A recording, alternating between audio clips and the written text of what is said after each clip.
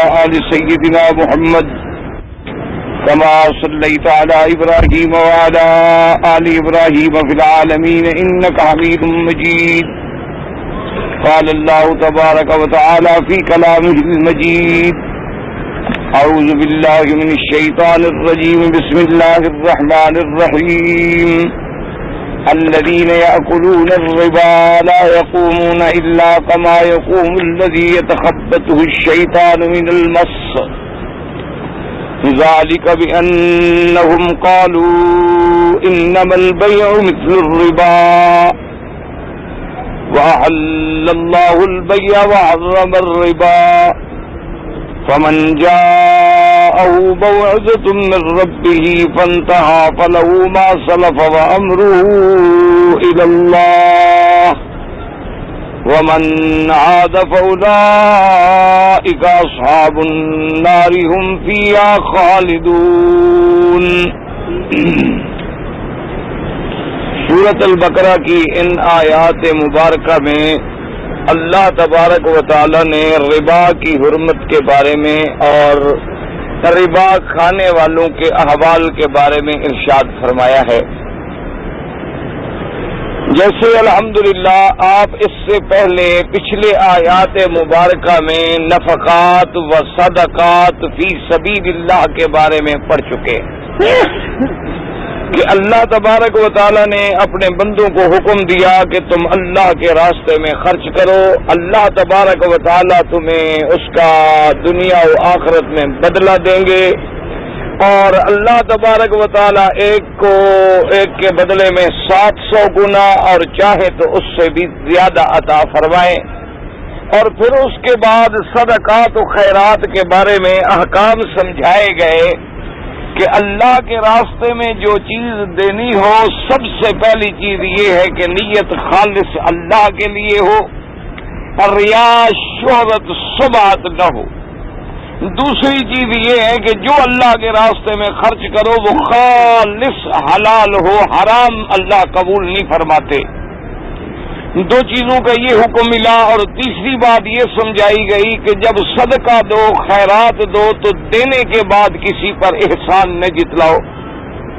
اور چوتھی بات یہ سمجھائی گئی کہ جب غریبوں کو، کسی مسکین کو، بیوہ کو، یتیم کو اگر مدد کرو تو مدد کرنے کے بعد اس کو اشارے سے، زبان سے کسی طرح بھی کوئی اذى اور تکلیف نہ پہنچاؤ.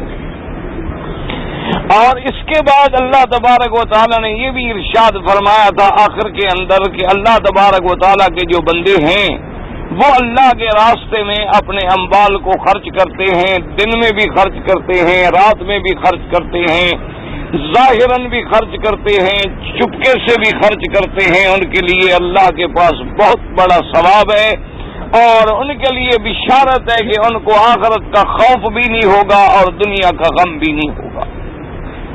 اب اس میں بھی یہ مسائل سمجھا دیے گئے کہ بعض حالات ایسے ہوتے ہیں جہاں صدقہ ظاہری طور پر دینے میں زیادہ فائدہ ہوتا ہے.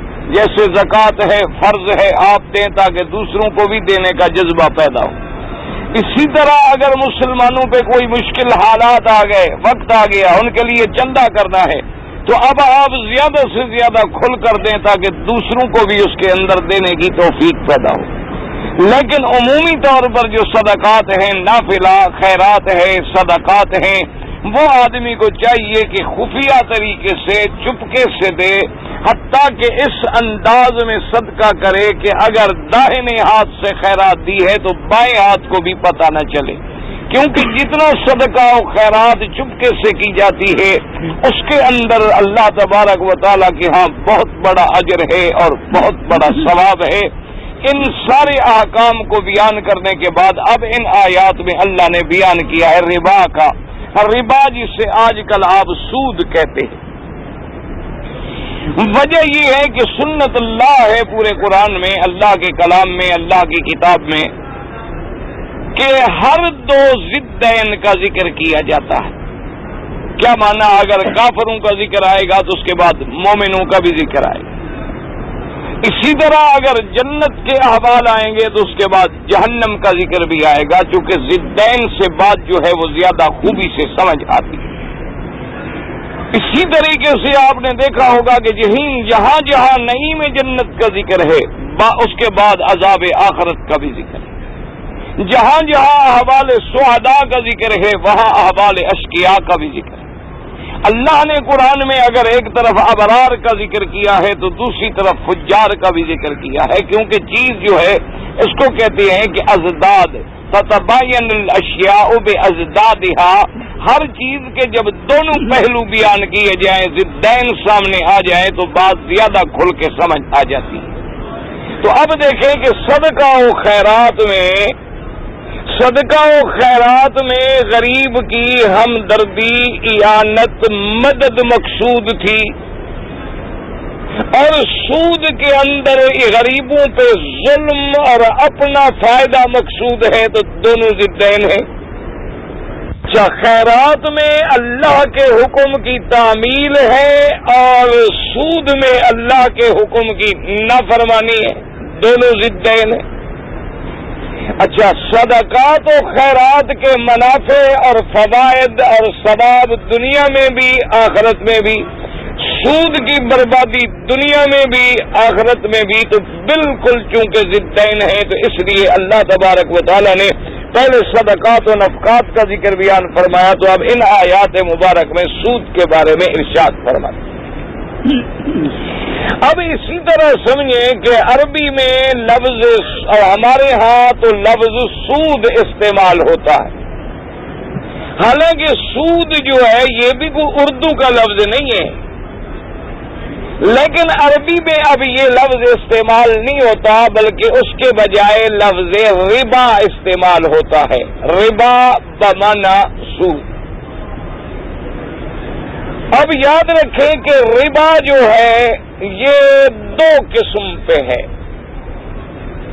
ایک ہوتا ہے اس کو عربی میں مصطلحات فقہا میں احادیث کی روشنی میں کہتے ہیں ربا نسیہ، ربا نسیہ، اور دوسرا ہوتا ہے ربا الفضل۔ ربا نسیہ کا معنی کیا ہوتا ہے کہ آپ نے کسی کو 1000 روپے بطور قرض دیے کہ جی 1000 روپے میں آپ کو قرضہ دیتا ہوں، 2 مہینے کے بعد آپ مجھے اس کے بدلے میں 1100 واپس کریں، تو یہ ہے ربا نسیہ، اس کو کہتے ہیں ربا نسیہ، یاد رکھ لیں۔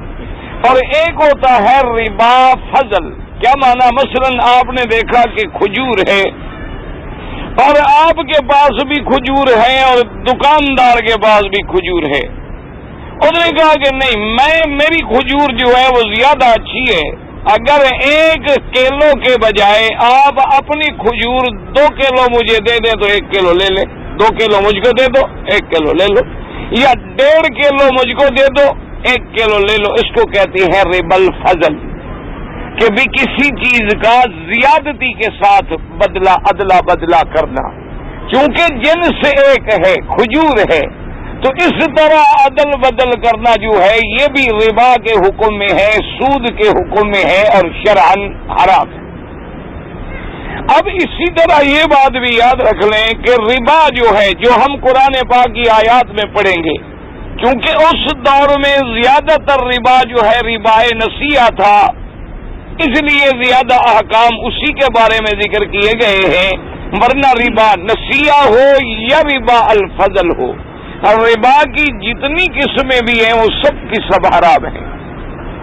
اب اسی طرح اور مسئلہ سمجھیں کہ اگر کوئی آدمی سودی لین دین کرتا ہے اور سود کو حلال بھی سمجھتا ہے، سمجھے مسئلہ، ایک آدمی سودی لین دین کر رہا ہے لیکن اس سے جب بات کریں تو وہ کہتے ہیں نہیں جی نہیں، یہ کوئی یہ سود جو ہے وہ حرام نہیں ہے اور یہ تو اس کے بغیر کوئی کاروبار نہیں ہو سکتا اور یہ سود نہیں ہے بلکہ حلال ہے، تو اس کے کفر کے اندر کسی کو بھی شک نہیں، با اتفاق ائمہ اربع تمام کے نزدیک اگر سود کو حلال سمجھے تو وہ کافر ہو جاتا ہے، اگر ربا کی حلت کا قائل ہو جائے، کیونکہ اللہ نے ربا کو حرام قرار دیا، اس نے ربا کو حلال کہا، تو گویا حکم خدا بندی کا انکار کر دیا، تو اللہ کے قرآن کی ایک آیت کا انکار کرو تو کافر ہے، اور سارے قرآن کا انکار کرے تو کافر،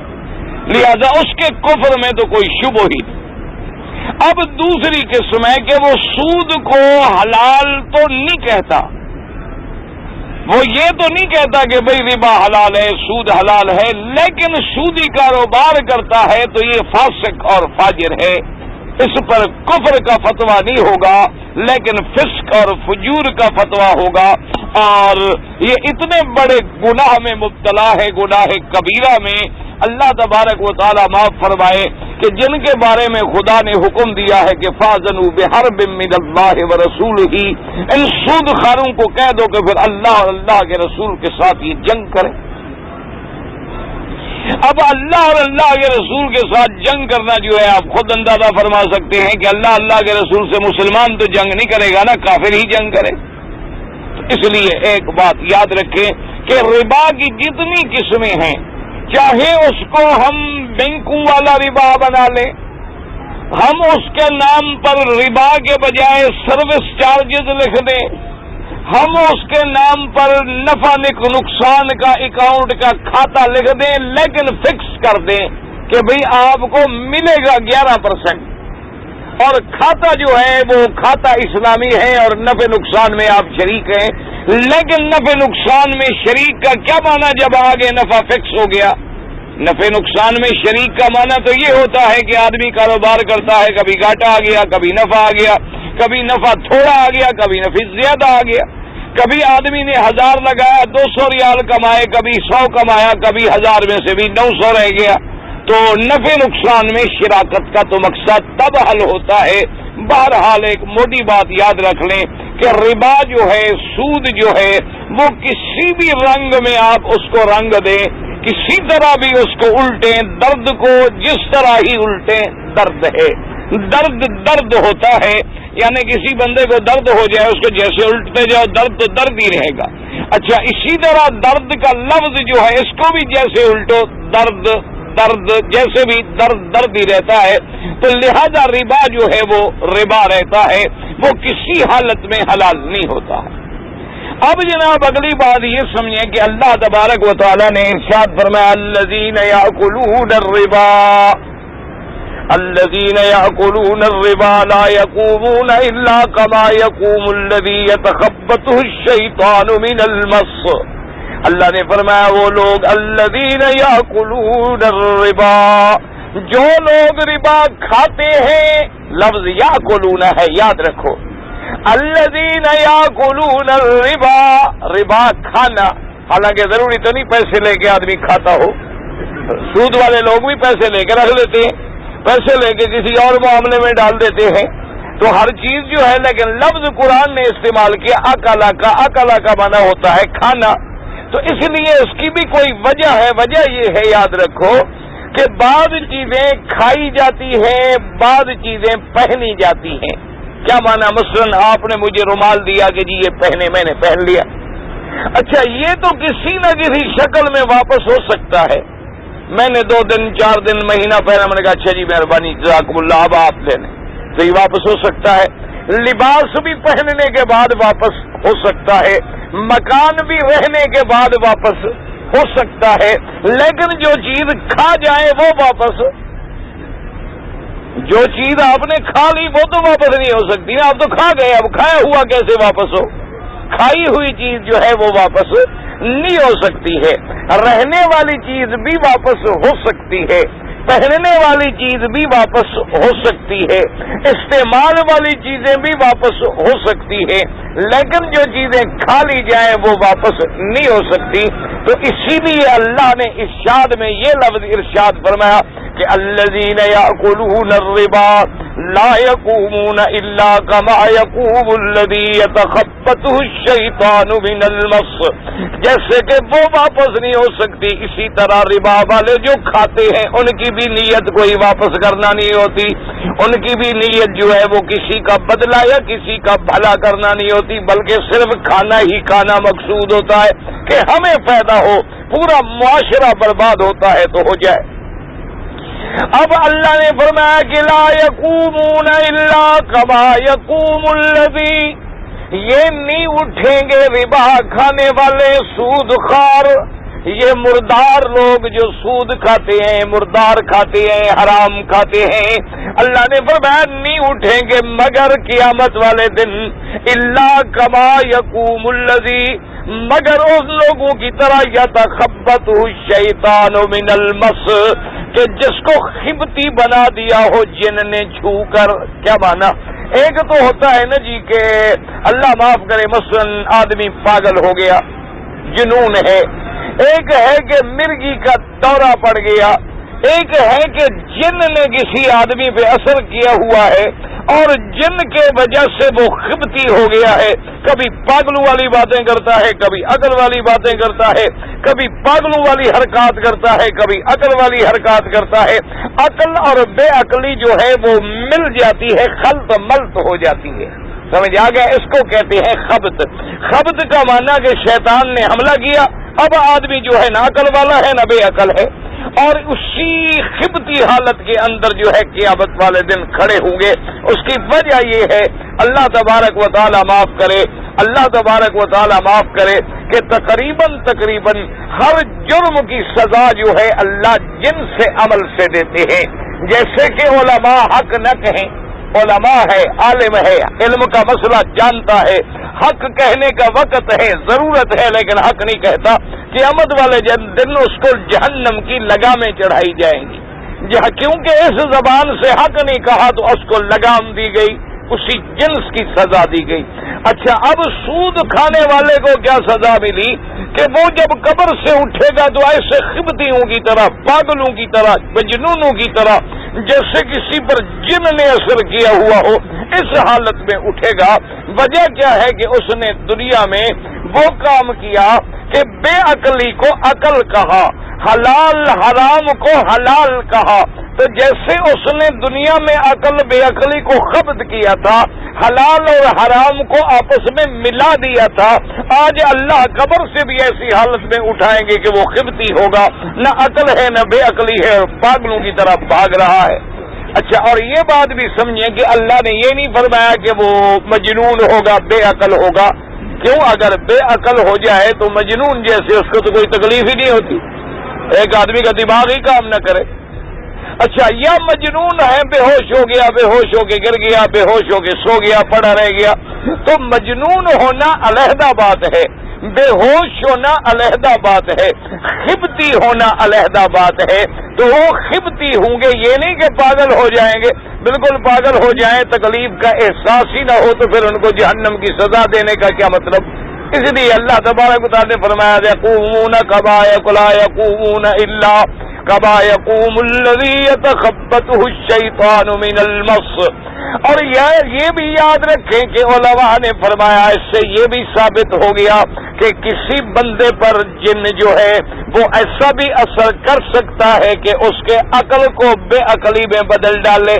انہوں نے کہا کیونکہ اللہ نے جو مثال دی ہے اگر وہ حقیقت ہی نہ ہو تو پھر مثال دینے کا کیا بنا؟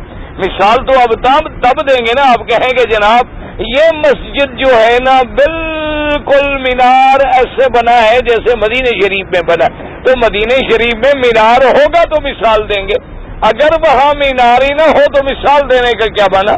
یا آپ کہتے ہیں کہ یہ کتاب جو ہے نا فلاں کتاب کے بالکل برابر ہے تو اس کتاب کا ہونا ضروری ہے۔ تو اس سے علماء نے یہ مسئلہ بھی نکالا کہ جن کے اثرات کے ساتھ انسان کے دماغ پر بھی اثر ہوتا ہے، اور اسی کو اطباء نے بھی اور اسی کو فلاسفہ نے بھی تسلیم کیا ہے کہ آدمی جب پاگل ہو جاتے ہیں، جنون کے جہاں جہاں اور اسباب ہیں، انہوں نے کہا کبھی کبھی ایک سبب یہ بھی ہوتا ہے کہ جنات کے اثر کی وجہ سے اس کے دماغ پر اثر ہوتا ہے اور وہ جنون والی کیفیات میں ہوتا ہے، مجنون والی کیفیات میں ہوتا ہے۔ آپ نے دیکھا ہوگا، اللہ نہ کرے، جیسے مجنون ہوتا ہے نا جی، اللہ معاف کرے، چار آدمی بھی پکڑے تو قابو میں نہیں آتا، اسی طرح جب جن کسی پر اثر کر لیتا ہے اس کی بھی بے عین ہی یہی کیفیات ہوتی ہیں۔ کئی آدمی پکڑے تب بھی ایک آدمی سب کو گرا دے گا، بھاگ جائے گا، ایسی حرکتیں کرے گا کہ آدمی تصور نہیں کر سکتا کہ ایک بندے میں اتنی طاقت کیسے آ گئی، اتنی کرنٹ کیسے آ گیا۔ تو جنات کے یہ اثرات بھی ہو سکتے ہیں، اور اس کا علماء نے بھی اقرار فرمایا، اطباء اور فلاسفہ نے بھی اقرار فرمایا ہے۔ اور اسی طرح یاد رکھ لیں، اللہ تبارک و تعالیٰ باب فرمائے کہ سود جو ہے، ربا جو ہے، یہ اتنا بڑا گھناؤنا جرم ہے، اتنا شدید جرم ہے کہ بعض روایات میں یہ بھی آتا ہے، اللہ معاف کرے، کہ ربا کا ادنا استعمال جو ہے، یعنی ادنا سے ادنا جرم جو ہے، وہ اپنی ماں سے 70 بار زنا کرنے کے برابر ہے۔ اللہ تبارک و تعالیٰ معاف فرمائے۔ اور یہ ایک ایسی وبا ہے کہ جو پورے عالم کو اپنی لپیٹ میں لے چکی ہے، کیونکہ صہیونیت نے، یہودیت نے پورے عالم پہ اپنا کنٹرول کرنے کے لیے انہوں نے ایک فیصلہ کیا کہ ہم بڑے اقلیت میں ہیں، لاکھوں کی تعداد ہے، اور ہمارے مقابلے پر ارب مسلمان ہیں۔ اچھا، پھر عیسائی بھی تو ان کا خیر خواہ نہیں ہے، چاہے وہ آپس میں مسلمانوں کو نقصان پہنچانے کے لیے لاکھ دفعہ مل جائیں، مسلمانوں کو وہ کہنے کے لیے، بات سمجھانے کے لیے لاکھ دفعہ اکٹھے ہو جائیں، مسلمانوں کو دکھ پہنچانے کے لیے لاکھ دفعہ اکٹھے ہو جائیں، لیکن اندر تو ان کے دل بھی آپس میں پھٹے ہوئے ہیں، کیونکہ یہودی نصرانی کو وہ حق پہ نہیں سمجھتا، اور نصرانی جو ہے وہ یہودیوں کو حق پہ نہیں سمجھتا، اور ان کے عقیدوں کے درمیان بھی بہت بین المشرقین ہے، اور تاریخ پوری بھری پڑی ہے کہ یہودیوں کو موقع ملا، انہوں نے عیسائیت سے انتقام لیا، عیسائیت کو موقع ملا، انہوں نے یہودیت سے انتقام لیا، لہذا وہ آپس میں بھی دشمن ہیں، چاہے کوئی وقتی مصلحت ان کو کسی لیے اکٹھا کر دے۔ تو اب ان کا سوچ یہ تھی کہ جب ہم عدد میں اتنی قلیل ہیں، اتنی تھوڑے ہیں، تو ہم کیسے پھر دنیا کی حکمرانی کا خواب دیکھ سکتے ہیں؟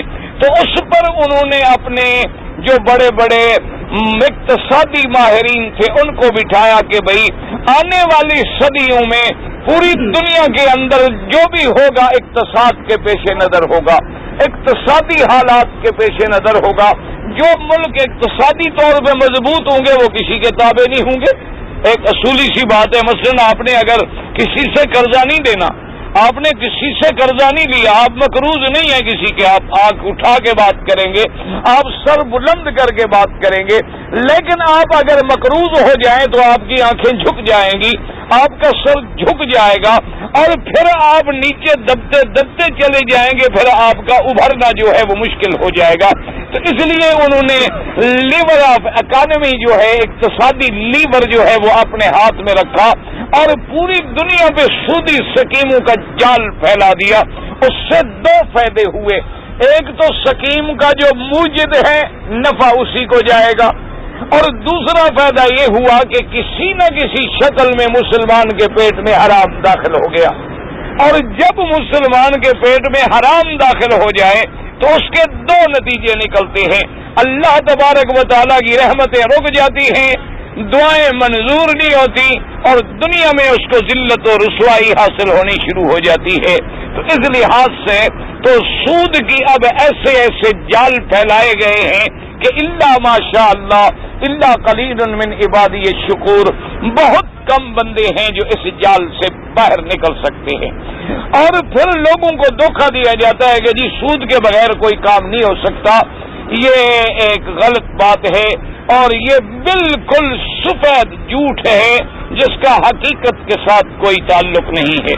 اس کی وجہ یہ ہے کہ یہ دیکھ لیں کہ میرے آقا انعامدار خاتم الانبیاء سرکار مدینہ صلی اللہ علیہ وسلم، آپ کا زمانہ مبارک، آپ کے بعد خلفائے راشدین سیدنا ابی بکر، سیدنا عمر، سیدنا عثمان، سیدنا علی، پھر حضرت حسن، حضرت حسین، حضرت معاویہ رضوان اللہ علیہم اجمعین، ان کے بعد بھی پھر اچھے اچھے بادشاہ اسلامی ذہن والے آتے رہے، پوری دنیا پہ اسلام کا غلغلہ ہوا، اسلام لاکھوں مربع میل پہ پھیل گیا، ایک طرف اس کی سرحدیں جو ہیں بحر اوقیانوس سے جا ملی، دوسری طرف دریائے جہوں سے جا ٹکرایا، اسپانیہ تک جا پہنچا، چین تک جا کے اسلام نے اپنے جھنڈے گاڑ دیے، لیکن اس زمانے میں تو کوئی سود نہیں تھا، کوئی ربا نہیں تھا، اور اسلام نے کیسے ترقی کی؟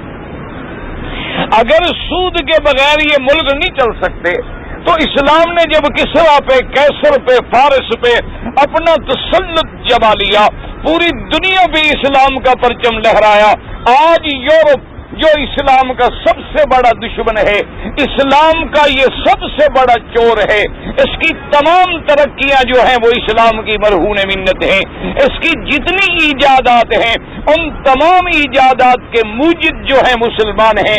انہوں نے مسلمانوں کی کتابیں چرائیں، انہوں نے مسلمانوں کا فلسفہ چرایا، انہوں نے مسلمانوں کی طب چرائی، انہوں نے ہمارے تمام الحمرا کے اور غرناطہ کے کتب خانوں کو چرایا، انہوں نے اشبیلا اور اسی طرح سمرقند و بخارا اور تمام ہمارے مفکرین کے تفکر کو چرانے کے بعد اپنے ناموں سے ظاہر کیا، لیکن کبھی مسلمان کا نام آگے نہیں آنے دیا۔ یہ ان کے اندر ایک بڑی چالاکی ہے۔ ابھی اس کی ایک تازی مثال دیکھ لیں، ابھی آپ نے پڑھا ہوگا چند دنوں سے اخباروں کے اندر کہ ایک آدمی ہے، وہ یہ جو باکسنگ کھیلتی ہے نا جی، ابھی جو ایک باکسر ہے دنیا کا بہت بڑا ٹائسن، اور وہ مسلمان ہو گیا، اس نے کلمہ پڑھ لیا۔ اچھا، اب جب وہ مسلمان ہو گیا، یعنی آپ اندازہ کریں کہ جہاں جہاں وہ کھیلنے کے لیے، حالانکہ کھیل ہے معمولی بات ہے، ورنہ یہ یورپ تو ساری دنیا کو کہتے ہیں نا جی اسپورٹس کا جذبہ ہونا چاہیے، اور اسپورٹس کا جذبہ جی، اور ہمیں کیا ہے جی، کافر ہے، مسلمان ہے، کھلاڑی ہے، کھلاڑی کا ہم نے احترام کرنا ہے۔ لیکن اس بیچارے کا چونکہ جرم ہے کہ وہ مسلمان ہو گیا، وہ جہاں کھیلنے کے لیے، مقابلے کے لیے جائے، پہلے تو پورا پریس بائیکاٹ کر دے گا، اس کی خبریں بھی نہیں آنے دے گا، پہلے تو سوال پیدا نہیں ہوتا کہ اس کی خبر کہیں لگ جائے۔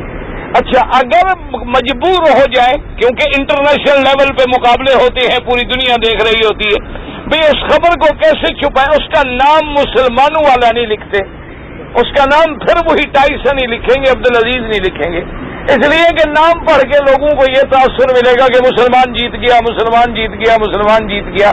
اچھا، اب جناب وہ ابھی اس کا ایک عالمی مقابلہ ہوا، تو رنگ میں آنے سے پہلے اس نے اللہ اکبر کا نعرہ لگایا، تو پورے پریس نے بائیکاٹ کیا کہ یہ آواز نہیں آنی چاہیے ٹی وی پہ، کہیں اللہ اکبر کا نعرہ اس وجہ سے پوری دنیا میں نہ پہنچ جائے، اس وجہ سے یہ آواز جو ہے پوری دنیا میں نہ گونج جائے۔ یہ تو اتنے بڑے غدار و مکار ہیں کہ ہمارے ایک کھلاڑی کا نام بھی آگے نہیں لے آنے دیتے، ہمارے کسی ایک جینیس آدمی کا نام بھی نہیں آگے آنے دیتے۔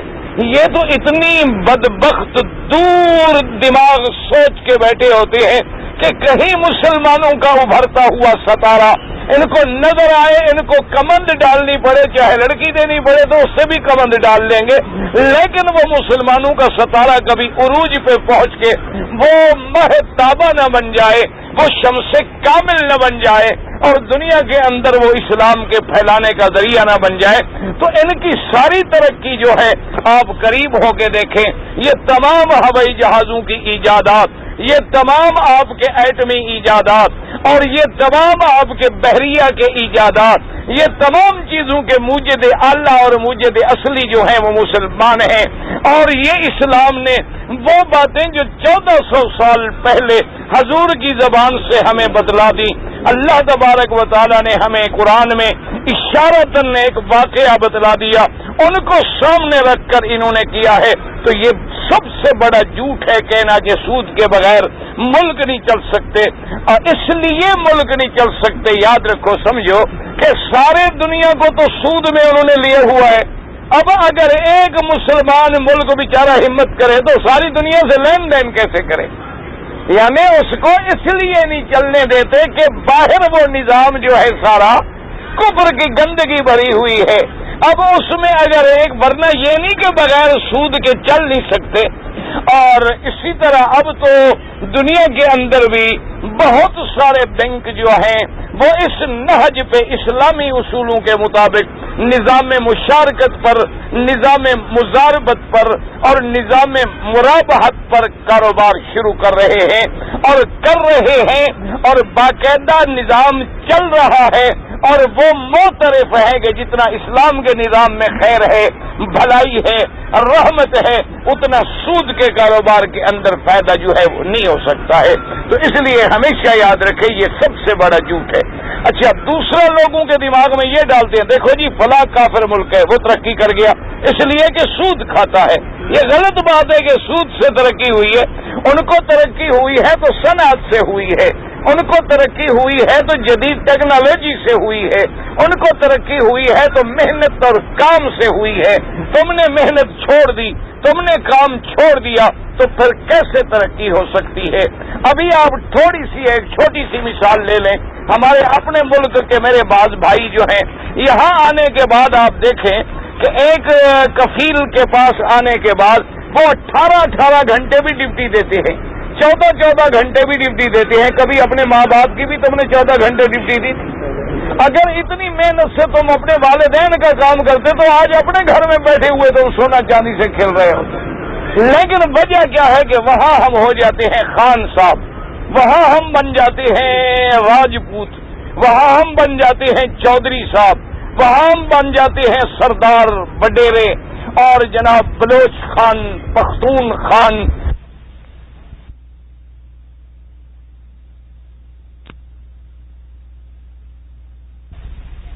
آتا ہے بلدیہ میں کام کرتا ہے، سڑکوں پہ پھرتا ہے، جوتے گانٹتا ہے، سارا دن گالیاں کھاتا ہے، سارا دن اپنے ملک کی بے عزتی کراتا ہے، اپنی نفس کشی کراتا ہے، پھر بھی کہتا ہے جی کیا کریں آخر وطن چھوڑ کے آئے ہیں، سہنا تو پڑتا ہے۔ بھئی اتنا تم اگر اپنے ماں باپ کا بھی سہ لیتے تو کبھی ذلیل نہ ہوتے، اتنا تم اپنے معاشرے میں محنت کر لیتے تو کبھی ذلیل نہ ہوتے، اتنی تم اپنے محنت وہاں کرتے۔ اصل ترقی محنت کے ساتھ ہے۔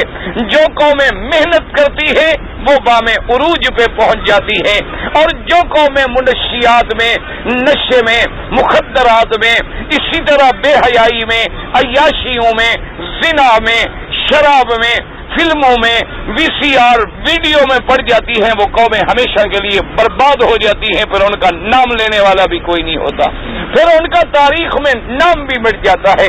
ابھی آپ اندازہ لگا لیں کہ کتنے لوگ ہیں جن کی گردنیں اتاری گئیں، کتنے لوگ ہیں نشے کی بنا پہ جن کو سزائے موت ہو چکی ہے، لیکن کوئی جہاز آپ کا آئے، عمرے والا ہو یا حج والا ہو، کوئی نہ کوئی مچھلی پھانسی جاتی ہے، اس کے باوجود بھی لوگوں کو حیا نہیں آتا۔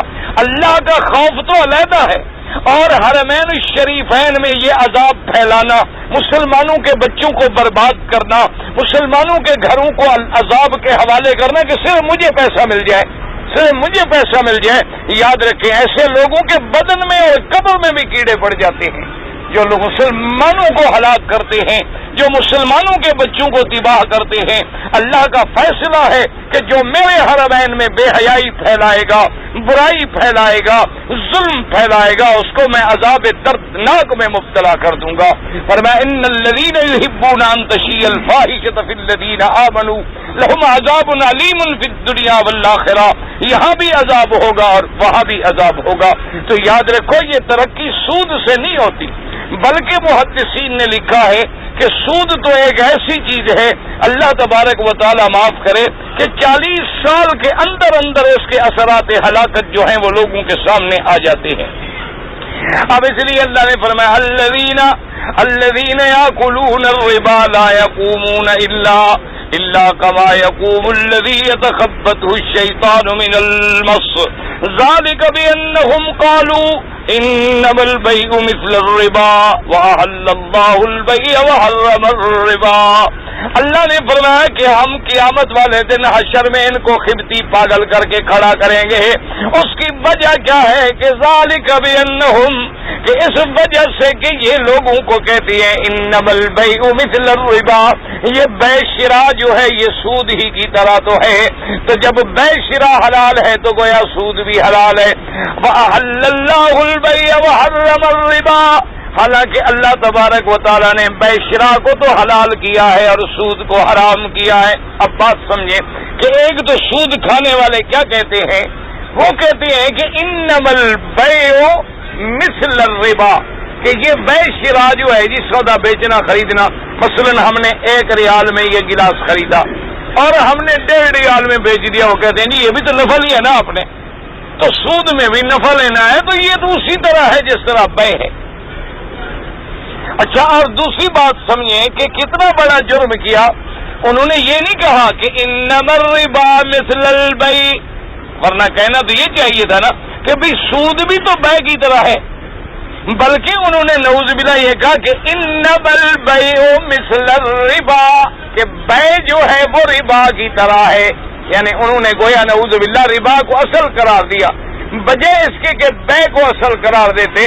استہزاءً انہوں نے الٹ بات کی کہ انما البیع مثل الربا، کہ جی بے شراء جو ہے، تجارت جو ہے، تجارت میں بھی تو نفع ہوتا ہے. 1 ریال کی چیز 2 ریال میں بیچتے ہو، اور سود میں بھی ہم یہی کرتے ہیں کہ 1 ریال کا 1.5 ریال لیتے ہیں، تو بالکل ایک جیسی چیز ہے.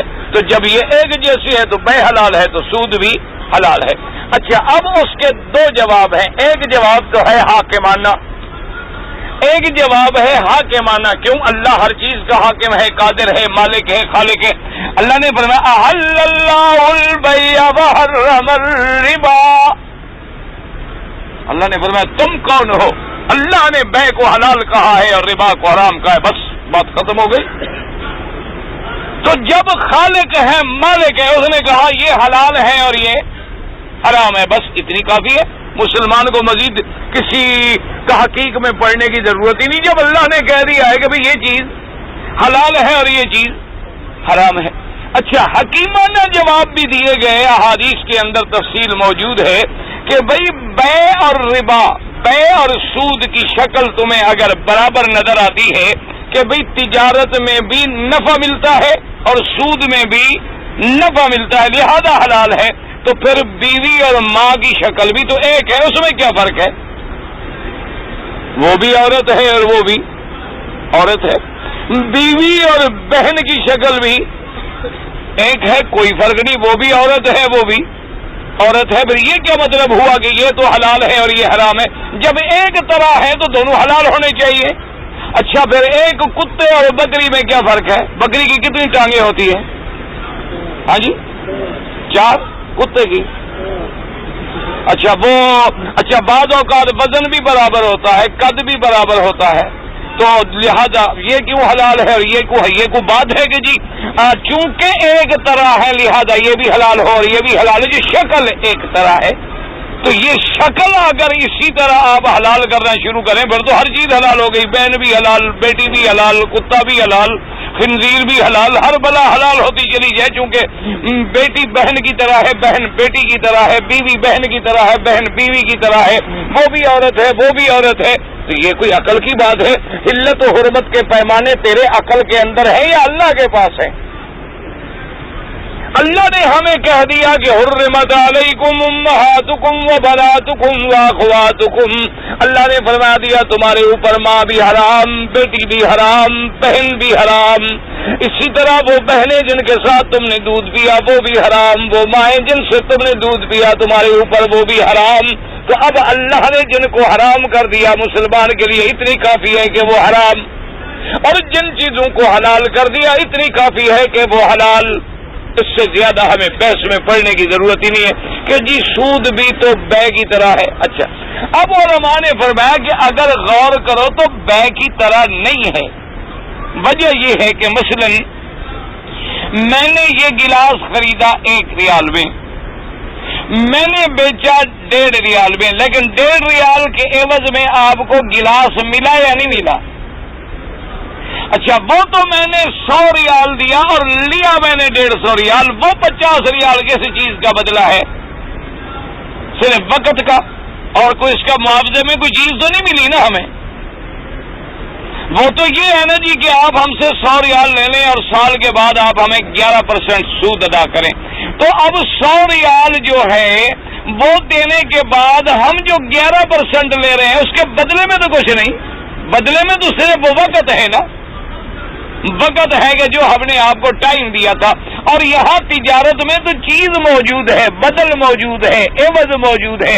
اچھا، دوسری بات ہمیشہ یہ یاد رکھیں کہ تجارت جو ہے وہ اپنی مرضی سے ہوتی ہے، خرید و فروخت اپنی مرضی سے ہوتی ہے، لیکن سود کبھی اپنی مرضی سے نہیں ہوتا.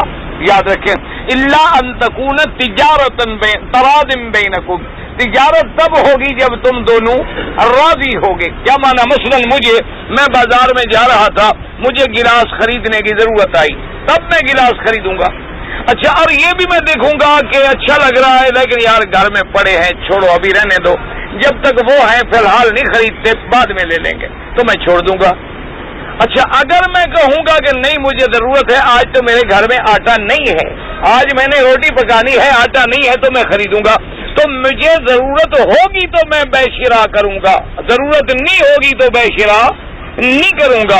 اور سود تو ہوگا تب جب مجھے مجبوری ہے کہ میں نے پیسے دینے ہیں، قرض دینا ہے، قرض دار میرے دروازے پہ بیٹھا ہے، معافی دینے کے لیے تیار نہیں، اب میں سود لینے پر جبرن راضی ہو رہا ہوں، اپنے منشے سے نہیں، اپنے ارادے سے نہیں، اپنی رضامندی سے نہیں، بلکہ جبر اور قہر سے راضی ہو رہا ہوں کہ اچھا جی پھر آپ ایسا کریں کہ مہربانی کریں، میں نے قرضہ دینا ہے 1000، تو نے کہا ٹھیک ہے 1000 دیں گے، ہم 1200 لیں گے، لیکن رہن بھی رکھو، کل کو پتہ نہیں تم ہمیں 1200 نہ دو تو تم کوئی چاندی سونے کا زیور بھی لے آؤ، نہیں تو فلاں مہینے کو ہم توڑ دیں گے۔ اچھا، اب جناب وہ مہینہ گزر گیا، میں آ گیا، جناب مہربانی کرو پیسے نہیں بن سکے، اور نے کہا ٹھیک ہے 1200 بن گیا، اب 1200 پہ پھر سود لگے گا، اب پھر 1200 پر سود لگے گا، اگلے مہینے میں وہ 1400 بن گیا، میں پھر آ گیا، انہوں نے کہا جی نہیں اب 1400 پہ لگے گا، چلو ہم آپ کو اور مہینہ مہلت دے دیتے ہیں، لیکن چونکہ آپ نے ہمارے پیسے نہیں دیے، اب ہمارے گویا قرضہ 1400 تمہارے اوپر ہو گیا، اور اس پہ وہ سود بڑھاتا چلا جا رہا ہے، تو یہاں ظلم ہے، ترازی کی کوئی شکل نہیں ہے۔ اچھا، دوسری بات، ایک بنیادی بات یاد رکھیں، یہ ہے تو بڑی باریک بات، کاروباری حضرات تو سمجھ سکتے ہیں، لیکن میرے جیسے مولویوں کے لیے بڑی مشکل بات ہے۔ بہرحال یوں سمجھیں کہ اصل چیز جو ہے سونا چاندی، مثلا تو سونا چاندی بذات ہی مقصود نہیں ہوتا، بلکہ یہ وسیلہ ہے، سمجھیں بات کو، سونا چاندی جو ہے بذات ہی مقصود نہیں، بلکہ یہ چیزیں حاصل کرنے کا وسیلہ ہے، ذریعہ ہے، کہ میرے پاس مثلا سونا ہے 10 تولے، مجھے ضرورت پڑ گئی کوئی چیز خریدنے کی، میں نے سونا دے دیا، پیسے آ گئے، میں نے جا کے، تو اب مقصود بذات سونا نہیں، یہ تو وسیلہ بن گیا چیزیں۔ اچھا، اس کی وجہ یہ ہے کہ مثلا میرے گھر میں اگر 1 کلو سونا بھی پڑا ہو، آٹا ختم ہو جائے، مجھے بھوک لگے تو میں سونا کھا سکتا ہوں، حالانکہ روٹی تو کھا سکتا ہوں۔ اچھا، روٹی بچی ہوئی ہو 2 دن کی بھی ہو تب بھی میں کھا سکتا ہوں، بوسی باسی ہو جائے تب بھی میں کھا لوں گا، کہ غربت ہے، مجبوری ہے، کچھ نہیں مل رہا، میں مرتا ہوں، کھا لوں گا۔ اچھا، اسی طرح کوئی جنس ہے، لیکن یہ اتنی قیمتی ہونے کے باوجود خود بیکار ہے، یعنی سونا اور چاندی کتنی قیمتی چیز ہے، کتنی قیمتی دھات ہے، کہ ساری دنیا کا نظام جو ہے وہ سونے چاندی پہ چل رہا ہے، تمام ملکوں کے ڈپازٹ جو ہوتے ہیں وہ سونا چاندی ہوتے ہیں، کہ آپ کے ملک میں 10 ارب کا روپیہ گردش کر رہا ہے، تو کیا بھئی 10 ارب کے بدل میں آپ کا سونا محفوظ ہے؟ اگر محفوظ ہے تو پھر آپ کی کرنسی کی ویلیو بڑھتی چلی جائے گی۔ اچھا، اگر آپ کا ضمانت میں سونا پڑا ہوا ہے 10 ارب کا، نوٹ آپ نے چھاپ دیے 20 ارب کے، تو اب گویا کہ ہمارا روپیہ خود بخود 50 پیسے کا ہو گیا، کیونکہ اصل بنیاد جو تھی ہماری وہ 10 ارب کی تھی، ہم نے اس کو ڈبل کر کے کام چلانے کے لیے نوٹ چھاپ دیے 20 ارب کے، تو اب ہمارا نوٹ جو ہے وہ آ جائے گا 8 آنے پہ۔ اچھا، اب اگر ہم نے 10 ارب کا سونا رکھا، کاغذ چھاپ دیے 30 ارب کے، اب ہمارا پھر روپیہ 4 آنے پہ آ جائے گا، کیونکہ اصل بنیاد وہ سونا اور چاندی تھی، جب تک وہ مضبوط، لیکن خود وہ بیکار ہے، سونا اور چاندی جو ہے خود اتنا بڑی قیمت ہونے کے باوجود بیکار ہے۔ اسی لیے سونے کا عربی میں نام کیا ہے؟ ذہب، سونے کو کہتے ہیں ذہب، ذہب کا مادہ کیا ہے؟ ذہب یا ذہب ہو گیا، آپ کہتے ہیں فلانا آدمی کو ذہب چلا گیا، وہ چلا گیا۔ اچھا، فضہ، فضہ جو ہے یہ فضہ، پھٹ ٹوٹ جانا، ٹوٹ جانا، تو اس کا معنی ہی یہ ہے۔ اچھا، ذہب کو ذہب کیوں؟ آج تیرے پاس ہے، کل میرے پاس ہے، مجھ سے اس کو چلا گیا، اس کو اس سے چلا گیا، اس کو اس سے چلا گیا، اس کو اس سے چلا گیا، یہ چلا ہی گیا۔ اس کو چاہے جتنا ہی آپ جوڑیں، چلو آپ مضبوط رکھیں، آپ سانپ بن کے بیٹھے رہیں، جب مر جائیں گے تب وارثوں کو چلا گیا، پھر وارثوں سے آگے وارثوں کو چلا گیا، پھر وارثوں سے آگے وارثوں کو چلا گیا، یہ رکتا نہیں ہے، آپ جتنی اس کو سانپ بن کے روک لیں۔ اچھا اب سمجھو بات کہ ہم نے سودا لیا، ہم نے گلاس خریدا، تو اب ہم نے ریال دے کے گلاس لیا، ٹھیک ہے، تو ریال کو ہم نے وسیلہ بنایا اصل، سمجھو بات، ریال کو ہم نے خریدنے کا وسیلہ بنایا کہ ریال دے کے ہم نے گلاس لیا۔ اچھا اب گلاس کو ہم نے بیچا، ٹھیک ہے، اچھا لیکن جب ہم نے ریال دے کے ریال لیا تو اصل کو ہم نے استعمال کیا، اس کو ہم نے وسیلہ نہیں سمجھا۔ گیارہ بات، اللہ نے اس کو بنایا تھا وسیلہ کہ چیزیں حاصل کرنے کا ذریعہ ہے، یہ نہیں کہا تھا کہ یہ خود بھی بذات ہی کوئی چیز ہے۔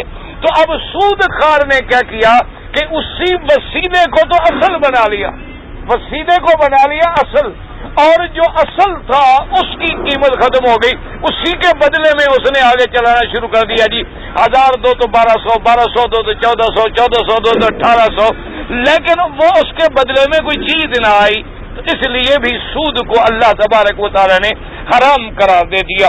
اچھا دوسری بات یاد رکھیں وہ یہ ہے کہ اللہ تبارک و تعالی نے اسی آیت میں بھی ارشاد فرما دیا ہے کہ اگر کوئی آدمی مثلا فمن جاءه موعظة من ربه فانتهى فله ما سلف۔ اچھا اور یاد رکھیں اللہ پاک رحمت کرے، آج کل جتنے زیادہ تو آپ کسی کاروباری آدمی کے ساتھ جو اقتصادی لوگ ہوتے ہیں نا جی، ان سے بیٹھ کے باریکیاں سمجھا کریں، ہم تو سنی سنائی باتیں کرتے ہیں، کیونکہ ہمارا اقتصاد جو ہے مضمون نہیں، ہمارا یعنی وہ فیلڈ نہیں ہے، ہم اس کو اتنا اچھا نہیں سمجھتے، لیکن یہ جتنی اسکیمیں چل رہی ہیں نا دنیا میں تمہاری، یہ ٹریولر چیک ہے، یہ ویسا کارڈ ہے، یہ فلان ہے، یہ فلان ہے، یہ جتنی اسکیمیں ہیں یہودی ذہن پیچھے بیٹھا کام کر رہا ہے، اور اس کے بعد دیکھو کہ ان سے فائدہ کس کو پہنچ رہا ہے کہ سالانہ $1,000,000 جو ہیں ان کو بچ جاتے ہیں بغیر کسی محنت کے۔ کیا مانا؟ مثلا ٹریولر چیک لے لیے آپ نے، مثال کے طور پر چلو میں نے زندگی میں ایک دفعہ مثلا لے لیے کہ میں حج پہ جا رہا ہوں جی، اور نوٹ جی گر جائے گا تو آپ کے پیسے گئے، آپ ایسا کریں کہ ٹریولر چیک بنوا لیں۔ اچھا جی کیا فائدہ ہوگا؟ انہوں نے کہا جی جہاں آپ دستخط کر کے دے دیں گے آپ کو پیسے مل گئے۔ اچھا کہیں خدا نہ خاصہ گر گئے تو دوسرا آدمی لے نہیں سکتا، آپ فوراً بینک کو اطلاع کر دیں، وہ پیچھے اطلاع کر دیں گے اور آپ کو بدلے میں دوسرے ٹریول چیک بھی ایشو ہو جائیں گے، تو آپ بڑے اطمینان سے حج فرمائیں گے اور بے فکر ہو کے گا جی ماشاءاللہ بڑی اچھی بات ہے۔ اچھا ایک تو ٹریولر چیک بنانے کے وقت وہ آپ سے چارج کے پیسے لے لیں گے، ان کی جو فیس ہوگی جو بھی ہو، 2 آنے ہو، 4 آنے ہو، روپیہ ہو، 8 آنے ہو، لے لیں گے۔ اچھا اب دوسرا ہوتا یہ ہے کہ ہمارے جیسے اپنے ملک کا 90,000 یا 1,00,000 حاجی آتا ہے، اس میں پڑھے لکھے زیادہ سے زیادہ 10,000 ہوں، 90,000 میری برادری ہوتی ہے انگوٹھا چھاپ، جن کو دستخط کرنے بھی نہیں آتے۔ اچھا ان کو اگر کوئی چھوٹے موٹے دستخط گھر میں یاد کروائے ہوئے بھی ہیں تو وہ کبھی ایک جیسے نہیں کر سکتے۔ اچھا اس وجہ سے بھی ٹریولر چیک رہ گئے۔ اچھا بعض لوگوں نے وہ لے لیے، مر گئے، اولاد کو پتہ ہی نہیں ہے کہ میرے باپ نے ٹریول چیک لیے تھے۔ اچھا پتہ بھی لگ جائے تو $1,000-1,200 وصول کرنے کے لیے پشاور کو والے آدمی کو کہو کہ کراچی میں وصول کرنا ہے، وہ کہے گا جی ایسی وصولی کو گھر میں رکھو جہاں جان ہی محفوظ نہیں، آگ لگاؤ، چھوڑو $1,200 کے پیچھے، یہ تو نہیں اپنی زندگی بھی دے دیں۔ اچھا اس طرح جو بچتے ہیں یہ $1,000,000 سالانہ بچ جاتے ہیں اور وہ ان کے پاس محفوظ ہیں۔ اچھا وہ ان کو خرچ کہا کرتے ہیں اسلام دشمنی میں اور کفر پھیلانے میں، اسلام دشمنی میں اور کفر کو پھیلانے میں۔ اچھا اسی طریقے سے اب آپ مشینیں انہوں نے لگا دی ہیں، انہوں نے کہا کہ جی یہ تو مشین ہے نا جی، آپ بٹن دبائیں جہاں نمبر رک گیا، یہ تو حضور کے زمانے میں نہیں تھا جی، وہ حرام چیزیں وہ ہیں جو حضور کے زمانے میں حرام تھی، اس وقت تو یہ مشین ہی نہیں تھی۔ جیسے خنزیر تو صرف وہ حرام ہے جو اس زمانے میں تھا، اب جو خنزیر ہم نے خود گھر میں پالا ہے، پوسا ہے، روز شیمپو کرتے ہیں، یہ کہاں حرام ہے؟ وہ کتا حرام ہے جو اس زمانے میں تھا۔ اب جو کتا ہمارے ساتھ کار پہ بیٹھتا ہے، بیگم کو گود میں لے کے اس کو ٹہلاتی ہے ماشاءاللہ، اب تو ہمارے عرب دوست بھی اصلی کتا نہ ملے تو ماڈل لے کے کار میں پیچھے رکھ لیتے ہیں کہ چلو کچھ شکل تو ہماری بھی بن جائے، کم از کم ہم بھی کم از کم ان میں نام لکھوا کے تو شامل ہو جائیں کہ بھی ہم بھی تمہارے چاہنے والوں میں ہیں۔ اب ہمارا قرآن کی صحبت کے بعد کتا رکھنا بھی ڈیکوریشن پیس کے لیے ضروری ہو گیا۔ انا للہ و انا الیہ راجعون۔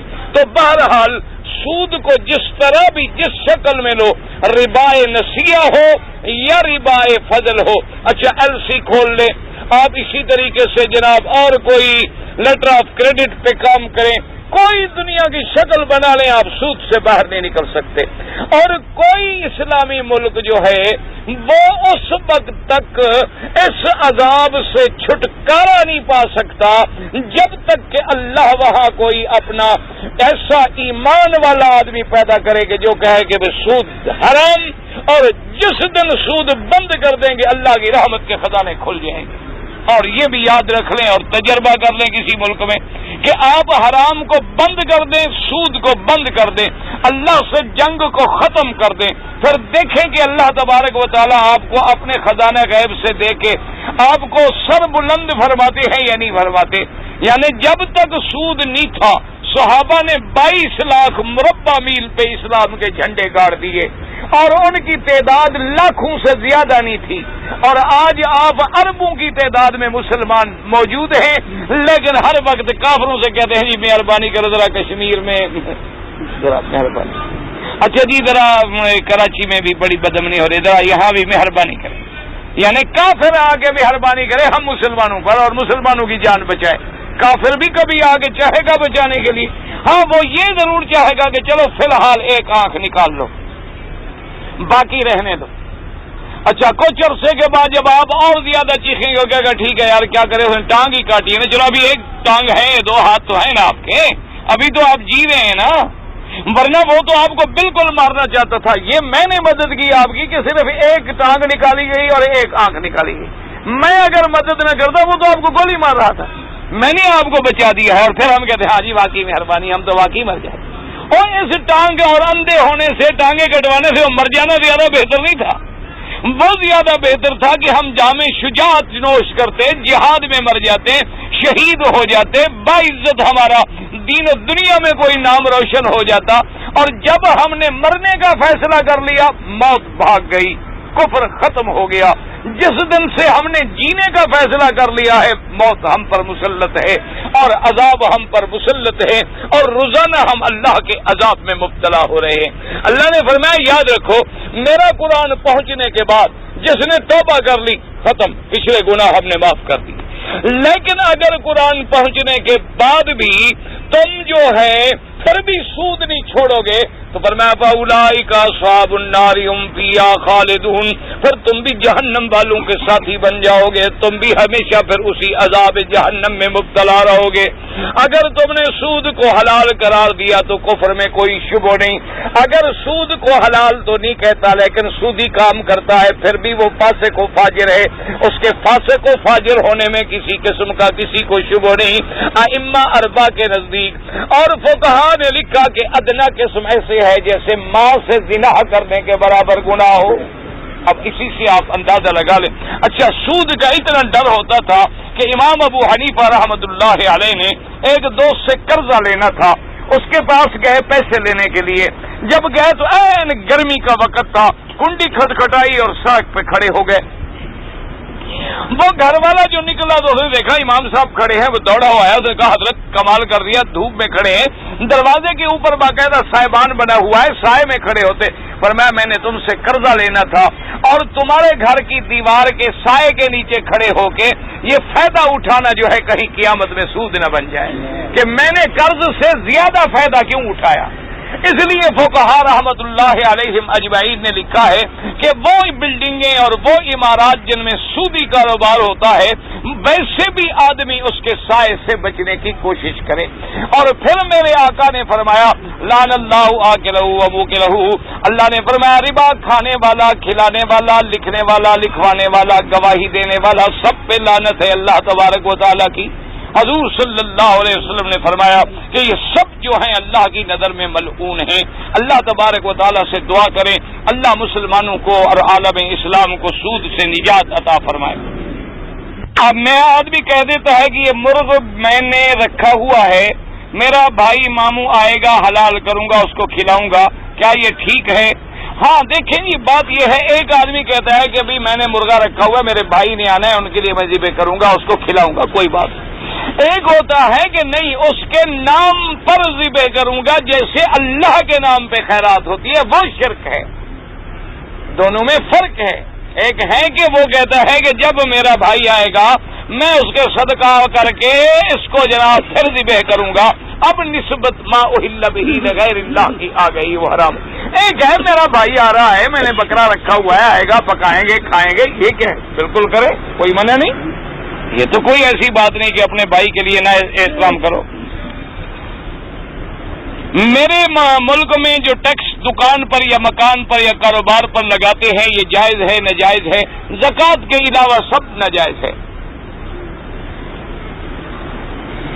زکوٰۃ اور عشر, اس کے علاوہ جو ہے باقی تو سب ظلم ہے. اگر ٹیکس سے جان چھڑوانے کے لیے مجھے رشوت دینی پڑے, ظلم سے بچنے کے لیے فقہا نے لکھا ہے جائز ہے, لینے والے پر گناہ ہوگا, تم پہ گناہ نہیں ہوگا, کیونکہ تم مجبور ہو, وہ ظالم ہے, تم نے ظلم سے بچنا ہے.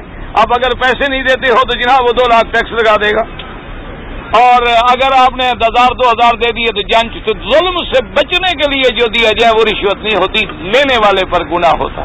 رشوت دونوں پر کب گناہ ہوگا؟ جب میں کہوں کہ گلاس ان کا ہے لیکن مجھے دے دو, پھر میں رشوت دوں. اب میں چونکہ نجائز حاصل کر رہا ہوں چیز اور وہ بھی نجائز مجھے دے رہا ہے, اب دونوں پر لعنت آئے.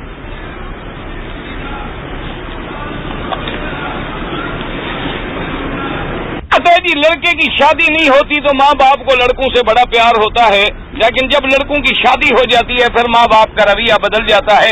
ماں باپ کا نہیں بدلتا حضرت, آپ کا بدل جاتا ہے. آپ اینک سرخ لگا لیتے ہیں, ماں باپ تو وہی رہتے ہیں, وہ تو بدلتے نہیں. ماں باپ تو بالکل وہی ہوتے. اب جب ماں باپ یہ دیکھتے ہیں کہ ہم نے اس کو چھوٹا تھا اٹھایا, پالا, پوسا, جوان کیا, آج شادی کے قابل ہو گیا, تو ایک عورت کے سامنے میری بھی عزتی کرتا ہے. ایک بیوی کے لیے ماں کو حقیر سمجھتا ہے تو پھر رویہ تو بدلے گا, وہ کہے گا اچھی حلال کی اولاد ہے یہ. اصل تمہارے اندر تبدیلی آتی ہے, والدین میں تبدیلی نہیں آتی. میں اکثر نماز گھر میں پڑھتا ہوں جبکہ مسجد قریب ہے, نماز نہیں ہوتی, چونکہ ایک حدیث مبارک میں ہے لا صلاۃ لجار المسجد الا فی المسجد, مسجد کے ہمسائے کی نماز ماں سوا مسجد کے نہیں ہوتی. ایک ہے مجبوری کہ بھئی مسجد میں ہو گئی, آپ کیا کریں, پڑھ لی آپ نے. اچھا, یا مسجد اتنی دور ہے کہ آپ جا ہی نہیں سکتے, ہر وقت آپ اپنا کام چھوڑ کے مسجد میں نہیں پہنچ سکتے, آپ اپنے 2 آدمی وہیں کھڑے کر کے جماعت کر لیں, کوئی بات نہیں. لیکن یہ تو نہیں نا کہ مسجد سامنے اور میں اکثر نمازیں اپنے گھر میں پڑھتا ہوں. کیوں اکثر پڑھتے ہیں؟ تو بعض فقہا فرماتے ہیں نماز ادا تو ہو جائے گی, فرض ساقط ہو جائے گا, لیکن ثواب نہیں ملے گا. اور بعض علماء کہتے ہیں کہ نماز بالکل ادا ہی نہیں ہوگی. مہر فاطمی جو ہے یہ لوگوں نے اپنے پیٹ پالنے کے لیے ایک دھندا بنا رکھا ہے کہ حق المہر لکھوانے وقت کروڑ پتی, اور جی بس بی بی فاطمہ والی مہر لکھ لو. کیا تمہاری بیٹی بی بی فاطمہ کی طرح ہے؟ تمہارا بیٹا حضرت علی کی طرح ہے؟ تو پھر مہر کیسے وہ رکھ دو؟ یہ سب چکر ہے, بہانہ ہے. مہر حالات کے مطابق رکھو, نہ بہت زیادہ نہ دے سکو, نہ اتنی تھوڑی کہ توہین کا باعث بنے. تمہارے معاشیے جو 32 روپے لکھ دو, فلاں لکھ دو, یہ سب غلط باتیں ہیں. یہ تمہیں سنت صرف اسی وقت یاد آتی ہے جب پیسے کا فائدہ تمہاری طرف آ رہا ہو.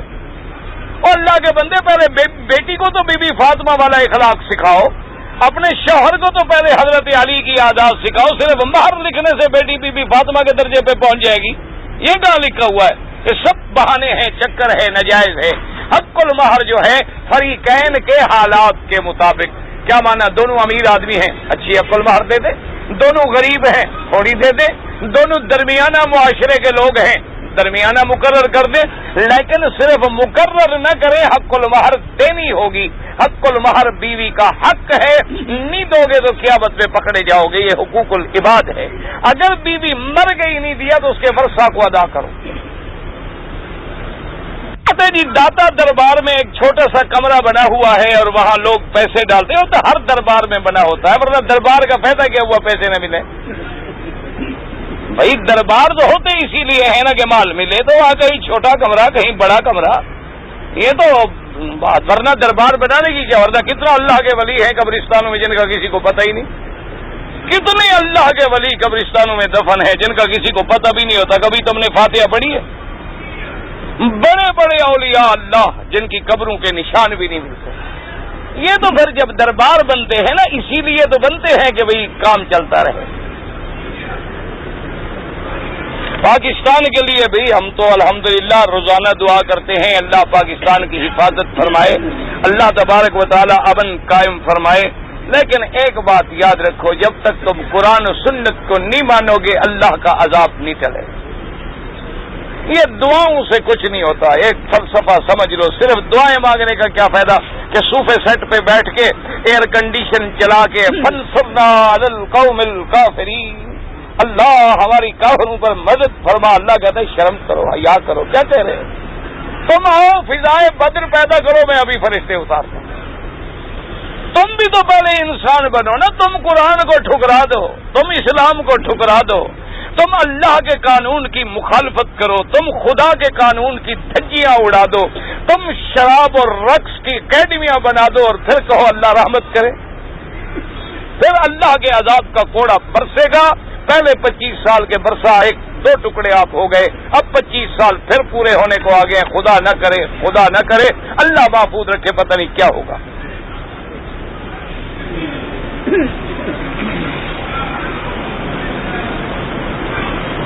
حسین ابن زیاد المحاربی، مجھے نہیں پتا کیا ہے، ابھی کیا لکھا ہے تو نے۔ خواب میں نے دیکھا، مجھے خواب کی تعبیر کا پتہ نہیں لگتا۔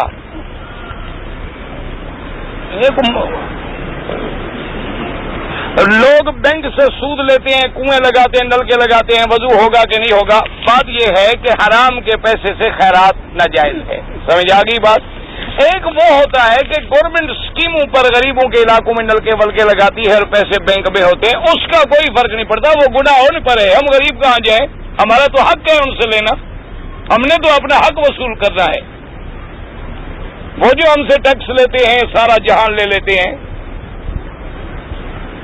اگر کوئی آدمی پہلے عمرے میں آیا اور ظہر کے پہلے پہنچا، شام کو طواف صاف کیا،